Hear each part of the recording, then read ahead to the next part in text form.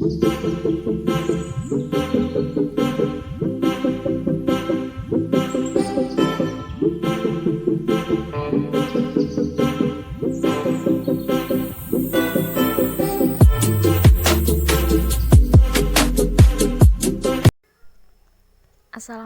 warahmatullahi wabarakatuh teman-teman.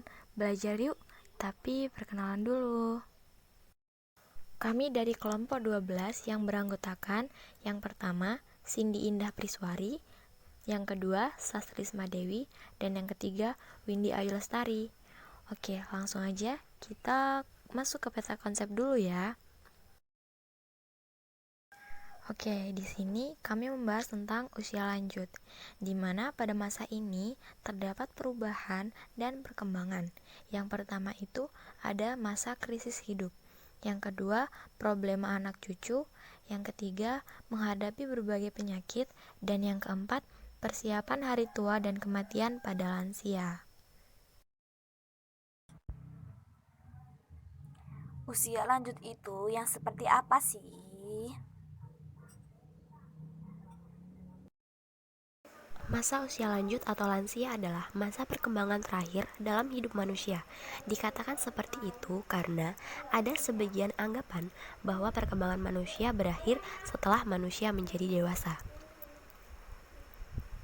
Persiapan di hari tua dan kematian serta upaya menjadi uswatun hasanah dan husnul khotimah seperti menjaga pola hidup, mendekatkan diri kepada Tuhan, dan memperbanyak ibadah agar hidup berkualitas serta menjadi uswatun hasanah dan husnul khotimah. Problema anak cucu itu meliputi kurangnya perhatian dari anak, cucu, dan juga kerabat dekat. Lansia merasa sedih dan kesepian, diserahkan ke panti jompo, anak sibuk bekerja, tidak adanya waktu luang untuk mengasuh orang tuanya yang sudah lansia, karena sudah sibuk dengan pekerjaan, merasa tidak sanggup untuk mengasuh. Baik, yang selanjutnya adalah menghadapi berbagai penyakit. Seperti yang sudah kita ketahui bersama bahwa di usia lanjut atau orang tua ini rentan sekali terhadap berbagai penyakit dikarenakan sistem imunitas tubuhnya yang sudah mulai menurun dan juga fungsi organ-organ tubuhnya yang sudah mulai menurun. Ini yang menyebabkan mereka sangat mudah untuk terserang penyakit. Kemudian yang pertama yaitu mengenal beberapa penyakit tua dan cara menghadapinya. Banyak sekali penyakit yang dialami oleh para lansia, diantaranya itu seperti persendian, rematik, jantung, darah tinggi, Alzheimer.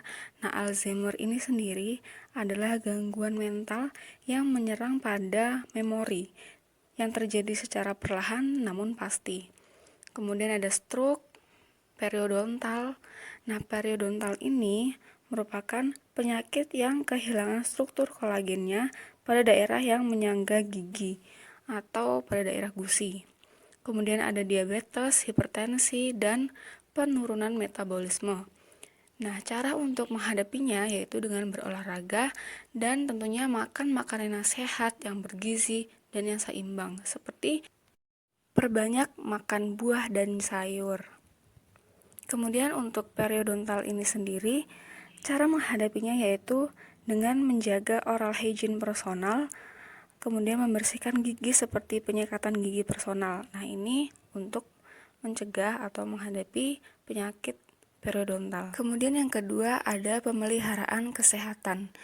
Memelihara kesehatan tentunya dengan pola hidup yang sehat, yang sesuai dengan jenis penyakit yang diderita oleh para lansia.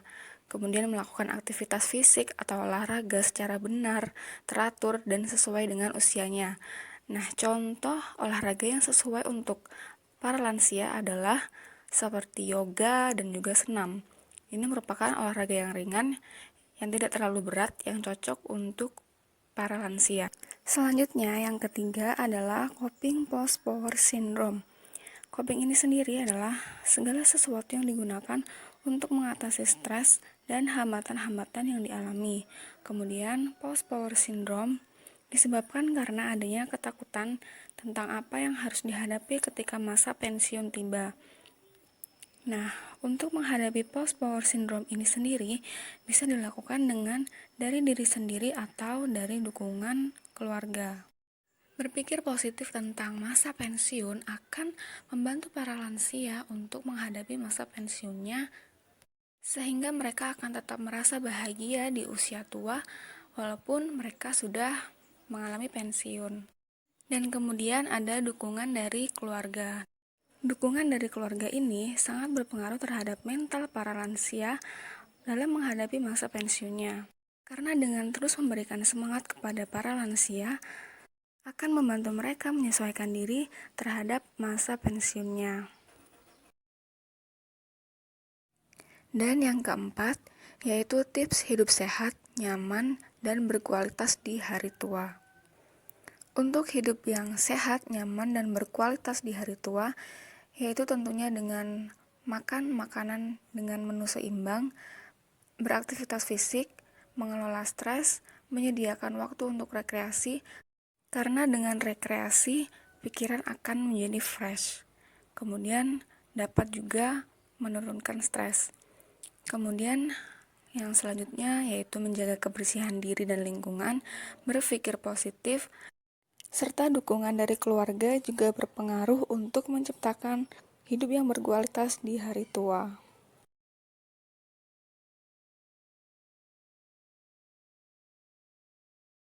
Kemudian yang selanjutnya adalah persiapan hari tua dan kematian pada lansia.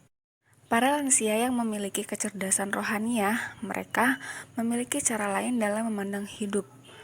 Dan mereka akan menghargai dirinya sendiri, menghargai tiap waktu yang mereka miliki, dan mengisi waktunya dengan kegiatan yang bermanfaat. Dengan kesadaran akan terbatasnya waktu hidup di dunia yang fana ini, para lansia tersebut akan mempersiapkan diri untuk menghadapi kematiannya. Pada usia lanjut juga mengalami perkembangan dan perubahan. Terdapat beberapa perkembangan dan juga perubahan yang terjadi pada usia lanjut.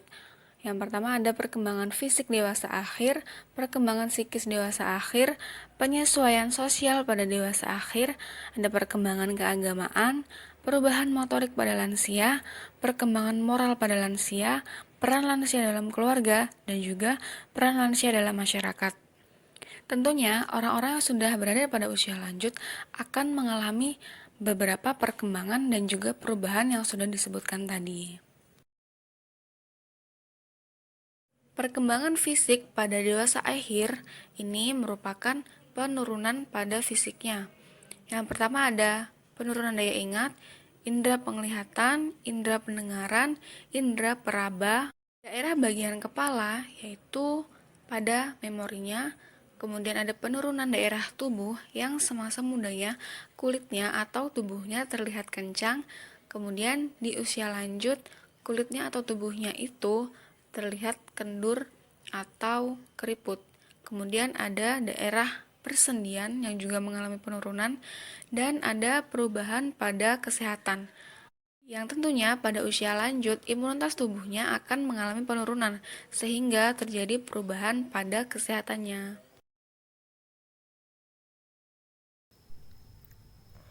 Dan yang selanjutnya adalah perkembangan psikis dewasa akhir. Nah, perkembangan psikis pada masa dewasa akhir ini mengalami kemunduran kemampuan mental yang merupakan bagian dari proses penuaan organisme secara umum. Hampir sebagian besar penelitian menunjukkan bahwa setelah mencapai puncak pada usia 45 sampai 55 tahun, kebanyakan kemampuan seseorang secara terus-menerus mengalami penurunan. Hal ini juga berlaku pada seseorang lansia. Kemerosotan intelektual lansia ini pada umumnya merupakan suatu yang tidak dapat dihindarkan, disebabkan karena faktor seperti penyakit, kecemasan, atau depresi.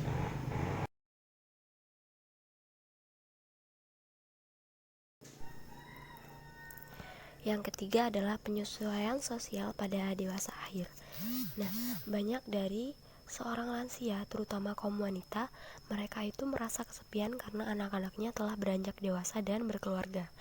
Dari masalah itulah, seorang lansia lebih suka berkumpul dengan temannya, bahkan mencari teman di luar rumah ketika mereka merasa kesepian. Selain membuat mereka tidak merasa kesepian, penyesuaian sosial ini juga berdampak negatif. Seperti yang pertama, lupa akan waktu yang dimiliki lansia yang semakin sedikit karena keasikan bersenda gurau dengan teman kerabat di luar sana. Dan yang kedua itu, jika tidak memiliki jiwa religius yang kuat, maka seorang lansia lalai dengan ibadahnya, kewajibannya untuk memenuhi hak Allah Subhanahu wa taala. Dan yang ketiga adalah mudah terpengaruh seorang lansia. Hal ini kembali kepada lingkungan dan teman yang berada di sekitarnya. Yang keempat, cenderung egois. Karena di luar sana seorang lansia bebas menentukan pilihannya sendiri sesuai dengan apa yang ia lihat. Nah, sebagai penjaga atau seorang anak, kita harus selalu mengawasi perkembangan yang dialami oleh seorang lansia. Penjagaan dari jauh yang tidak membuat mereka terganggu lebih memudahkan kita untuk mengawasi setiap perubahan perilakunya.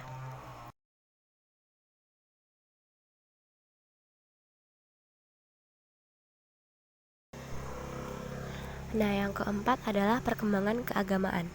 Banyak orang yang berusia madya, baik pria maupun wanita, mereka itu lebih tertarik pada kegiatan yang berhubungan dengan agama daripada yang pernah mereka kerjakan pada waktu masih muda.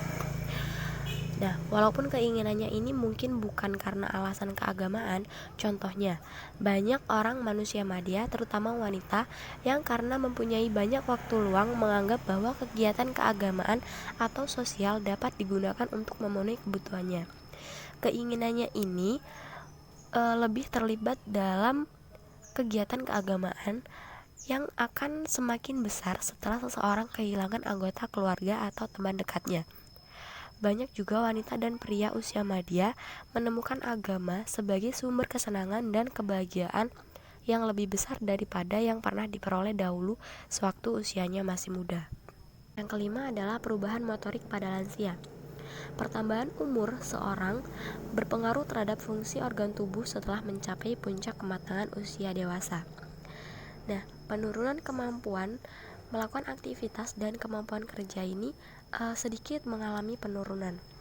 Penurunan tersebut disebabkan penyusutan jaringan tubuh secara bertahap yang meliputi jaringan otot, sistem saraf, dan organ-organ vital lainnya.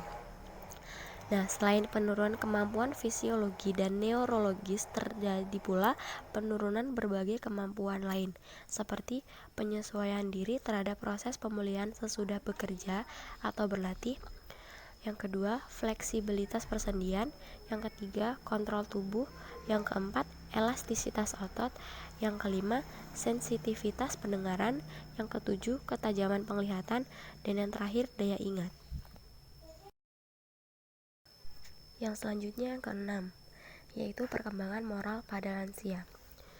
Nah, perkembangan moral pada lansia itu pada umumnya dikatakan sebagai manusia yang bermoral, karena mereka sudah bisa membedakan mana yang baik dan mana yang buruk. Namun, pada batasan-batasan tertentu, selama lansia tersebut masih memiliki akal pikiran yang masih normal.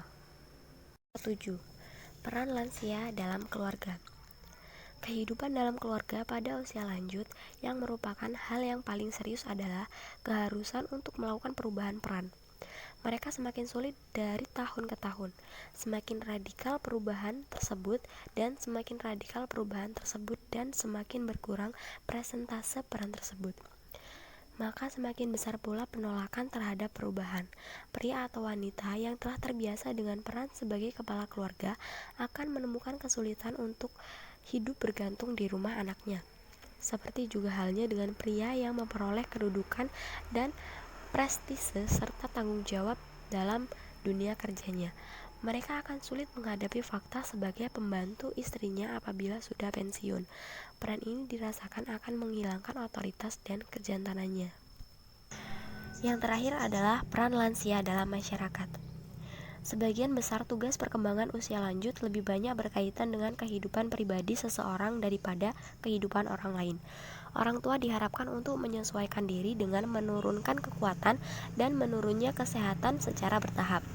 Hal ini sering diartikan sebagai perbaikan dan perubahan peran yang pernah dilakukan di dalam maupun di luar rumah. Mereka juga diharapkan untuk mencari kegiatan untuk mengganti tugas-tugas terdahulu yang menghabiskan sebagian besar waktu dikala masih muda dahulu. Bagi beberapa lansia, berkewajiban mengikuti rapat yang menyangkut kegiatan sosial dan kewajiban sebagai warga negara sangat sulit dilakukan karena kesehatan dan pendapatan yang menurun setelah mereka pensiun. Akibat dari penurunannya kesehatan dan pendapatan, maka mereka perlu menjadwalkan dan menyusun kembali pola. Baik, kami kira cukup untuk presentasi dari kelompok kami tentang usia lanjut. Untuk kalian semua yang sudah menonton video PowerPoint presentasi dari kelompok kami, terima kasih banyak. Kami akhiri. Wassalamualaikum warahmatullahi wabarakatuh.